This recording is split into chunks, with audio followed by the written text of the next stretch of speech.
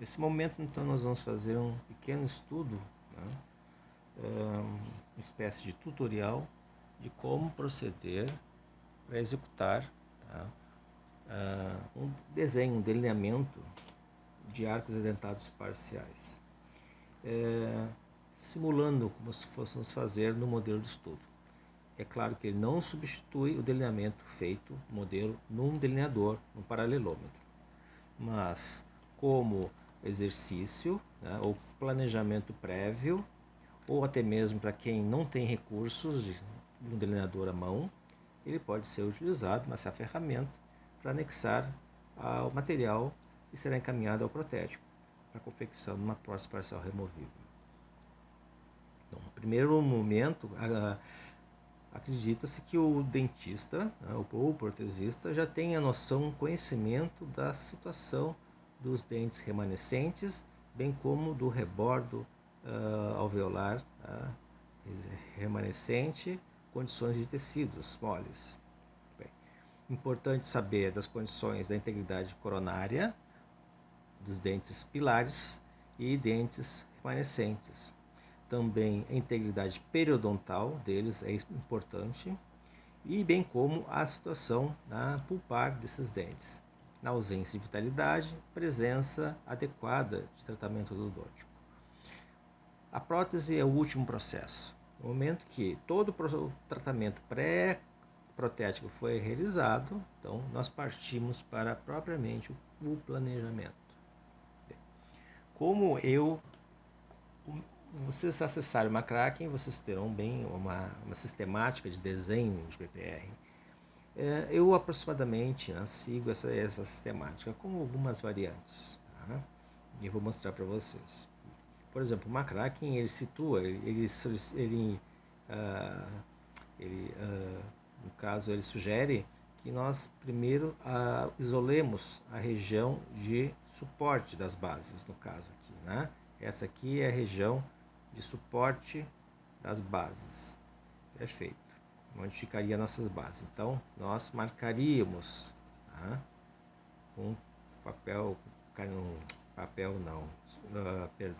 com lápis, né, colorido, nós marcamos, tá, a região que servirá para a colocação da nossa base acrílica dentro do muco suportado.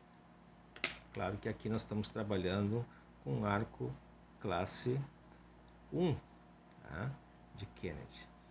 Ok? Muito bem. Agora entra a parte que me cabe, no que diz respeito a meu método, né, de desenho.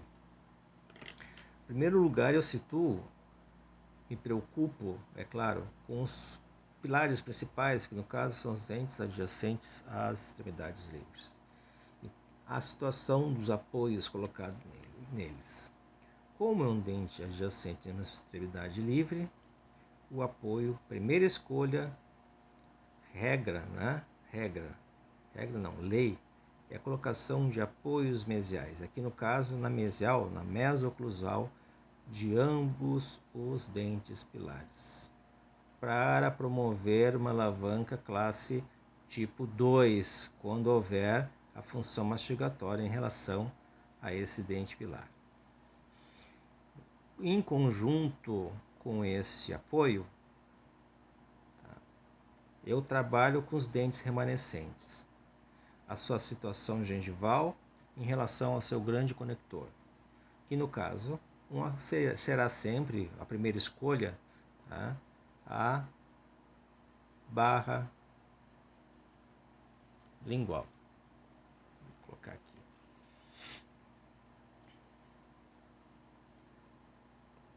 Então é ela que iremos desenhar. Para isso, nós precisamos delimitar 4 milímetros de distância da gengiva marginal livre em relação ao bordo superior do nosso futuro grande conector mandibular. Então, vou marcar aqui em pontos, sim, os locais onde poderia passar o meu grande conector, 4 milímetros. Automaticamente eu já posso unir esses pontos para formar o limite superior do meu grande conector. Esse limite superior dará origem aos conectores menores, que cruzam em 90 graus em direção ao seu componente de destino, que são os apoios. Apoio mesial de um lado, apoio mesial de outro. E com isso, nós temos o limite superior do meu grande conector já desenhado. 4 milímetros deve ser o mínimo, pode ser até mais, mas 4 milímetros é o suficiente para você ter uma barra lingual suficientemente rígida para suportar os esforços mastigatórios. Então eu já faço o pontilhado. Unindo-os, eu já formo o meu grande conector tipo barra lingual. Qual é a minha preocupação agora? Eu já consegui o suporte dessa prótese com os componentes rígidos. Dos não rígidos, que seria a fibromucosa, será a futura base, que não é o tema nesse momento. Mas o suporte rígido, no primeiro momento, eu já consegui, que são os apoios mesiais. Suporte. Então, estão lá, são os apoios, meso-oclusais, nos pré-molares. Ok? Bem, o que eu preciso agora? Retenção direta, grampos, de retenção no caso. O grampo de primeira escolha no arco classe 1 de Kennedy será, sem sombra de dúvida, o API, ou também chamado de RPI, que corresponde ao acrônimo de A de apoio, que nós já desenhamos, apoio oclusal, P de placa, que é a placa proximal, colocada, situada na distal do dente adjacente à extremidade livre, conforme vocês podem acessar numa Kraken, ok? Tanto de um dente pilar de um lado, como um dente pilar do outro lado, o seu respectivo conector menor. Então, ele vai se adaptar na proximal, na distal, os pilares principais, e um grampo de ação pela ponta. Aqui eu já vou unir já o meu placa proximal ao grande conector e eu já vou construir minha grade acrílica. A grade acrílica, ela não deve se estender mais do que 2/3 a 3/4 de distância da distal do dente pilar até a região da papila piriforme, tá bom? Bem, este aqui é o nosso grade acrílica, que são conectores menores, que servirão para reter a futura base acrílica. Então, aqui o desenho esquemático, lembre-se, é um desenho esquemático. Aqui a linha de terminação do meu grande conector com o meu pequeno conector. Desta grade é que dará origem ao grampo de ação pela ponta em I, por isso o nome API. Ao contorno dele, você tem que ter cuidado com relação às áreas de tecidos moles, áreas retentivas que o impeçam o seu desenho. Se houver área retentiva de tecido, o API está contraindicado. No lugar dele, será confeccionado o back action, que é uma alternativa de tratamento, planejamento, que eu vou mostrar a seguir.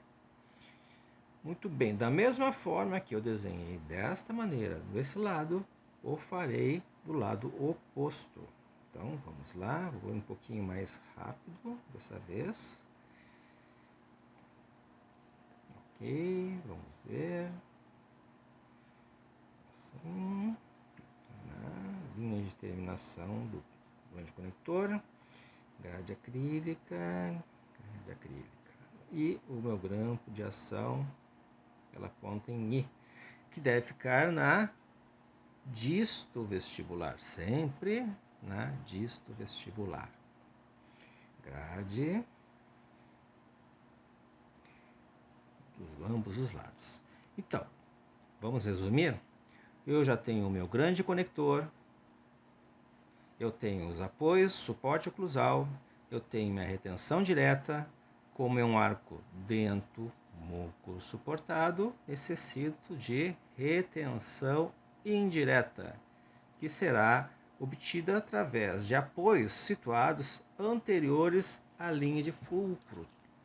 A linha de fulcro passa no limite mais posterior dos apoios mais posteriores de cada lado do arco. Então, o apoio mais posterior desse lado é esse apoio.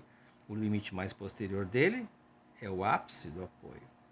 Do outro lado, idem. Então, aqui passa a linha de fulcro através do qual a minha prótese, né, irá girar, certo? Durante a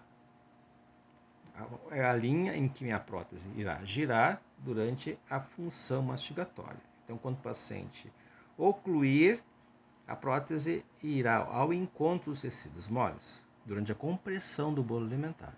E depois, durante a descompressão do bolo alimentar, ela vai se afastar. Muito portanto, eu preciso de um componente rígido nessa região que impeça esse movimento de alavanca, né, que se forma de afastamento da base e aproximação dos componentes rígidos anteriores à linha de fulcro.